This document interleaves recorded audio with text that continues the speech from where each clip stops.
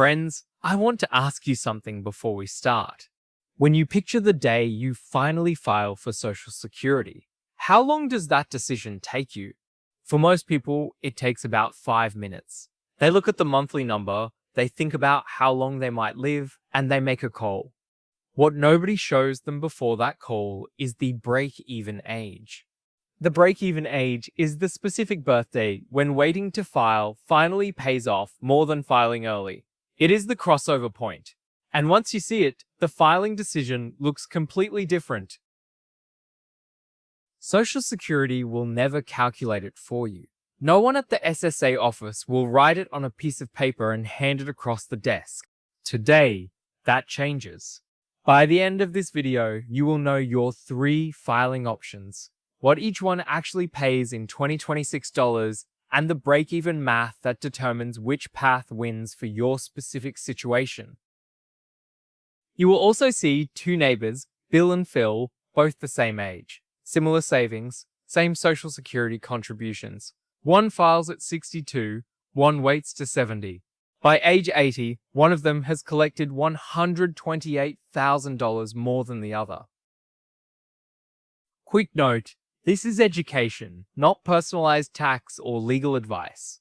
Please talk with a fiduciary planner or Social Security specialist before making any filing decision.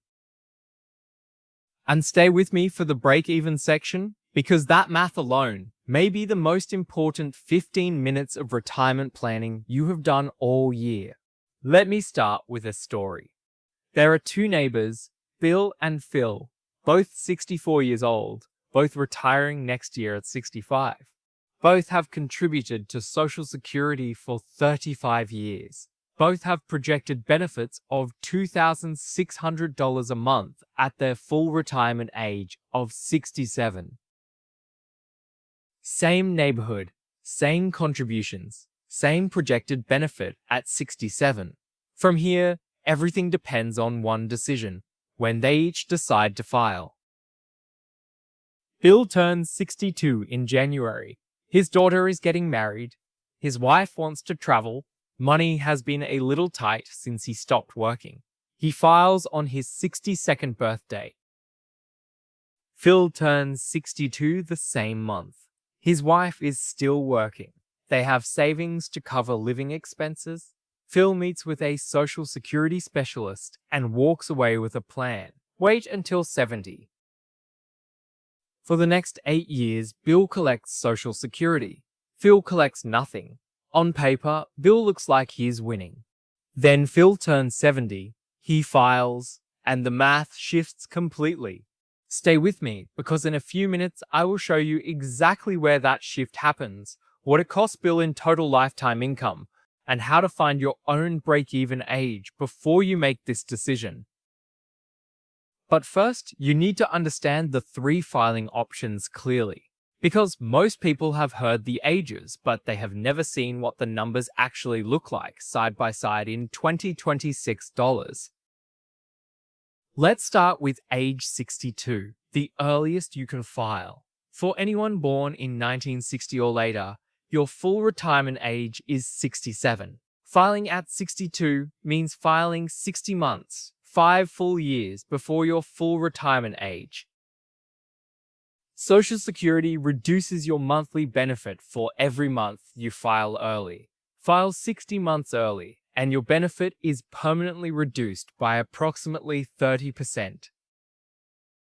If your full retirement age benefit, your PIA, is $2,600 a month, filing at 62 reduces that to approximately $1,820 a month.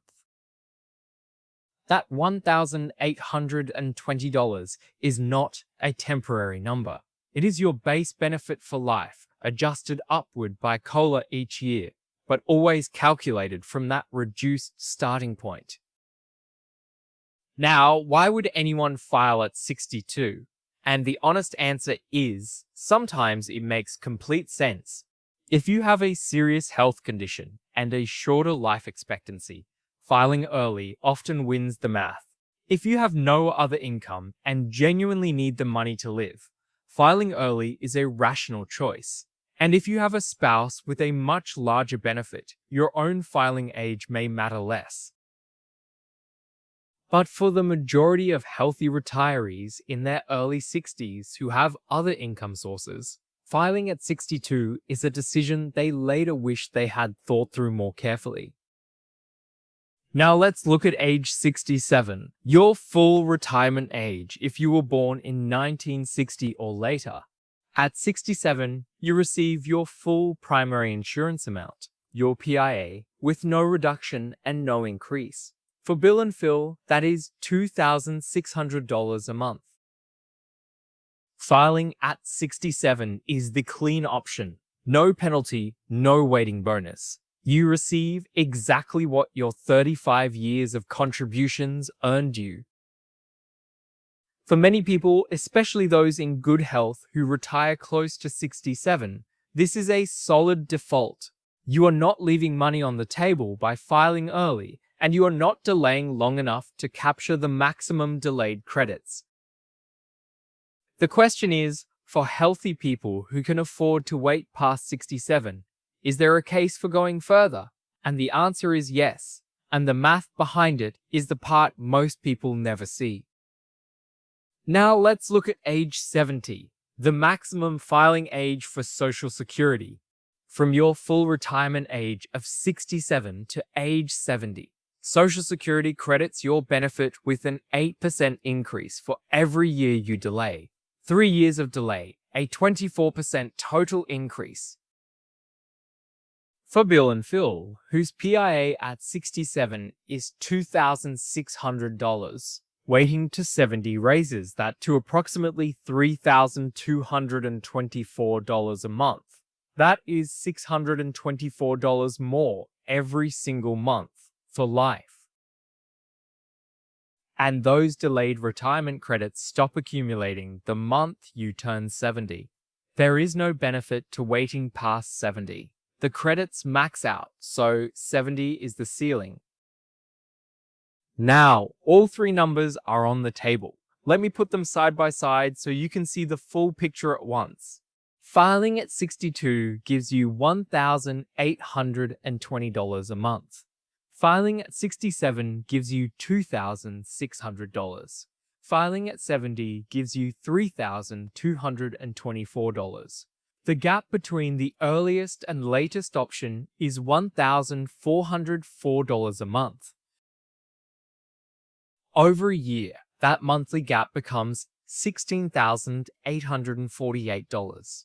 Over a 10-year retirement, it approaches $170,000 in total Social Security income before any COLA adjustments. But here is the part that makes people stop and recalculate. The person who filed at 62 has a head start, 8 years of checks, while Phil collected nothing. That head start is real money. The question is, how long does it take the person who waited to catch up and pass the person who filed early? That crossover point, the exact age when Phil's total lifetime collection finally passes Bill's, is the break-even age, and it is the most important number in this entire conversation. Let me calculate it right now. With you, Bill files at 62 and receives $1,820 a month. By the time he turns 78 years later, Bill has collected $174,720 in total Social Security income. That is his head start. Phil files at 70 and receives $3,224 a month. Bill is also receiving $1,820 a month at this point. Phil now collects $1,404 more than Bill every single month. To erase Bill's $174,720 head start, Phil needs to collect that $1,404 monthly advantage long enough to close the gap. How long does that take? $174,720 divided by $1,404 per month equals approximately 124 months. That is just over 10 years. Phil turns 70 when he files. Add 10 years and 4 months. Phil's break-even age, the birthday when his total lifetime collection finally passes bills, is approximately age 80. After age 80, every month Phil lives, he pulls further ahead. Every month past 80 is money that the early filing path will never recover. If both Bill and Phil live to age 85, Phil will have collected approximately $128,000 more in total lifetime Social Security income. If they live to 90, that gap approaches $212,000. Now, this does not mean everyone should wait to 70. The break-even age of 80 is the pivot point. If you have serious health concerns and expect to live significantly less than 80, the early filing math may work in your favor. But if you are in good health today, if your parents lived into their 80s and 90s, the break-even math says that every year you wait past 62 is likely to pay you back. And this is where it gets more interesting, because the break-even math is only one layer of the filing decision. There are 3 other factors that almost nobody considers when running this calculation. Each one can shift the optimal filing age by years. First, the Social Security tax torpedo. When you file for Social Security while still working, even part-time, your combined income may push your provisional income above the $32,000 or $44,000 threshold for married couples. That makes up to 85% of your Social Security benefit taxable. This is a video we have already done a deep dive on. The link is in the description. But the key point here is this. Filing early and working can trigger a tax impact that erases some of the apparent advantage of getting the early checks. Second, the spousal and survivor benefit impact. Your filing age does not just affect your own check, it affects your spouse's spousal benefit, which is based on your record. And most critically, it affects the survivor benefit your spouse receives if you pass away first. The higher earner in a couple should always think of their filing decision as a survivor benefit decision first. Because the larger your benefit when you file, the larger the check your surviving spouse will live on, potentially for a decade or more. We did a full deep dive on the spousal and survivor benefit interaction in a recent video. That link is also in the description. But the point here is that the break-even math changes meaningfully when you include both spouses in the calculation. Third, the Armade interaction. If you delay Social Security and use IRA withdrawals or other income to cover expenses in the meantime, those withdrawals can affect your Medicare Armade bracket 2 years later. The interaction between IRA withdrawal strategy, Social Security timing, and Medicare premiums is the most complex piece of this entire picture. It is exactly why a Social Security specialist or fiduciary planner who models all 3 together is worth the conversation. With those 3 factors in mind, let me now show you Bill and Phil's complete picture. Not just the raw break-even, but the full lifetime comparison. Bill files at 62. His monthly benefit is $1,820. He continues doing some consulting work, earning about $20,000 a year, which is below the earnings test limit, so his benefit is not withheld. But his provisional income, consulting earnings plus Social Security pushes past the $32,000 threshold. A portion of his Social Security becomes taxable.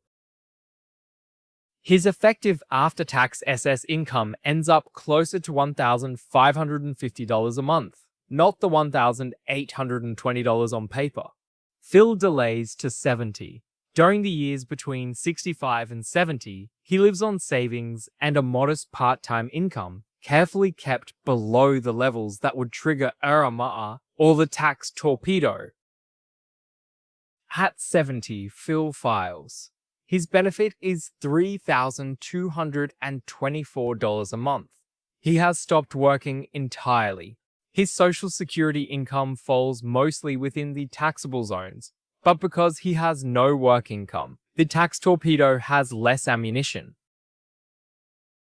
Phil's after-tax SS income runs approximately $2,900 a month compared to Bill's effective $1,550, a real-world gap of $1,350 a month.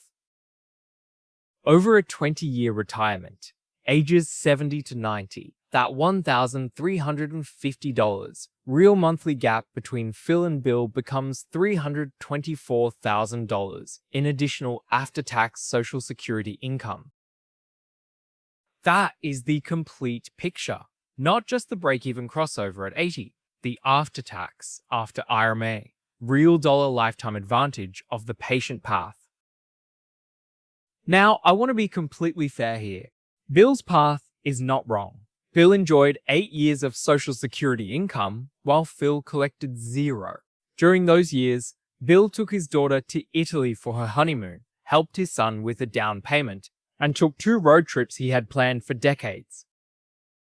Those 8 years of income funded a life, and that has value that does not appear on any break-even spreadsheet.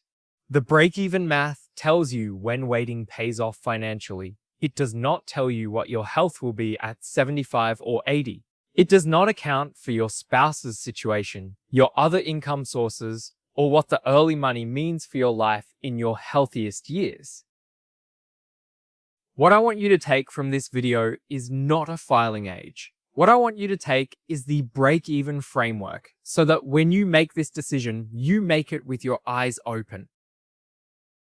Alright friends, let's bring this home with something you can use this week. I want you to imagine we're sitting at your kitchen table together, that coffee between us, notepad open, and I'm walking you through 5 questions before you file. First, do you know your benefit amount at 62, at 67, and at 70?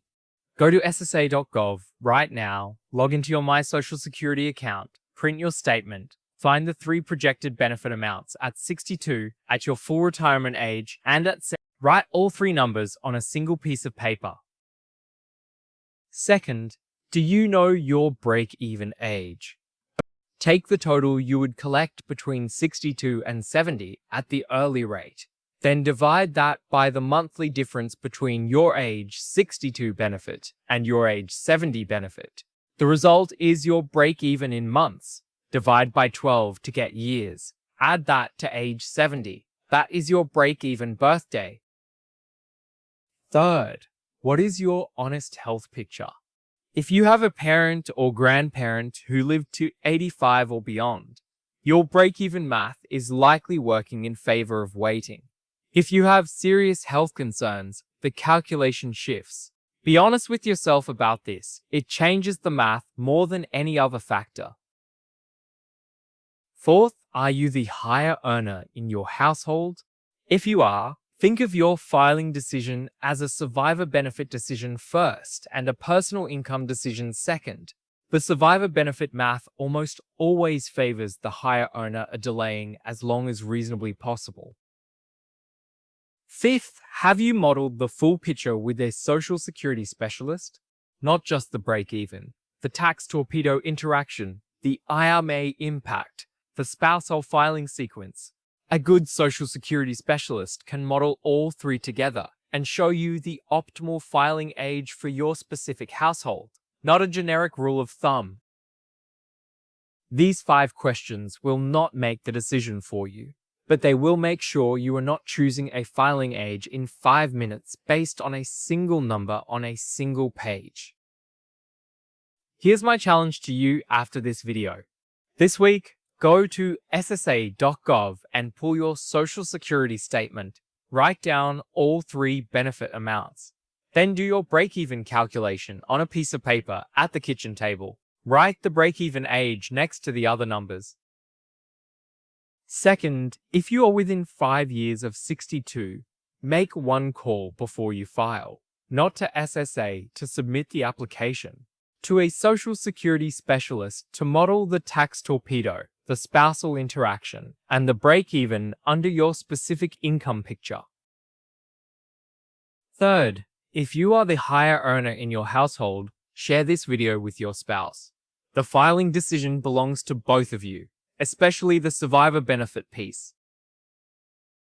Bill wishes he had done the break-even math before he filed. He does not regret the 8 years of income. Those memories are real. But he wishes he had known what the crossover looked like before he clicked the button.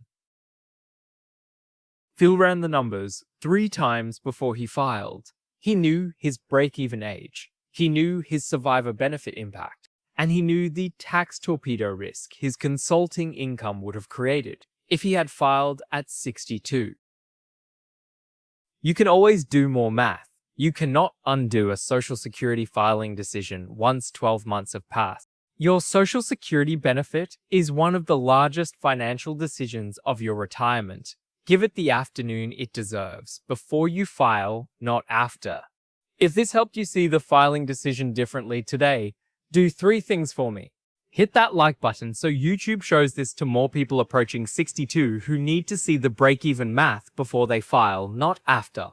Subscribe to The Quiet Retirement for more plain-spoken Social Security and Medicare explanations. The rules that actually affect your retirement income, one video at a time. And in the comments, tell me what age you are planning to file and what factor matters most in your decision. Is it the health picture, the spousal benefit, the cash flow in your early 60s? I read every comment and your answers shape the videos I make next. I'm Uncle John, reminding you your money is important, but your time and your health are priceless. Let's use the rules to your advantage, not theirs. I'll see you in the next one.